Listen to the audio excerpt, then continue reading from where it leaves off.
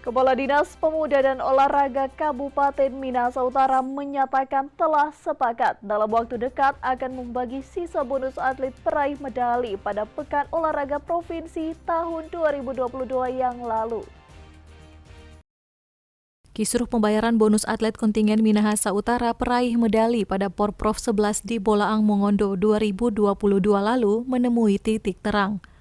Kepala Dinas Pemuda dan Olahraga Kabupaten Minahasa Utara Audi Sambul mengakui telah menyiapkan anggaran sebesar 834 juta untuk melunasi sisa bonus atlet Minahasa Utara peraih medali Porprov.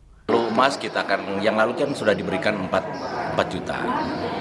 Sesuai dengan janji bahwa itu akan diberikan 10 juta, berarti di perubahan APBD ini kita tambahkan lagi 6 juta. Kalau untuk peraih medali perak yang dijanjikan 5 juta, yang lalu kita sudah berikan 2 juta, masih ada 3 juta untuk tahun ini, dan untuk peraih medali perunggu dari 2,5 juta yang dijanjikan, tahun lalu sudah kita berikan 1 juta, dalam perubahan ini kita akan tambahkan lagi 1,5 juta. Ia pun menjelaskan dana tersebut sudah dialokasikan pada perubahan APBD tahun 2023 dan telah disepakati. Dalam waktu dekat, sisa bonus atlet akan segera direalisasikan.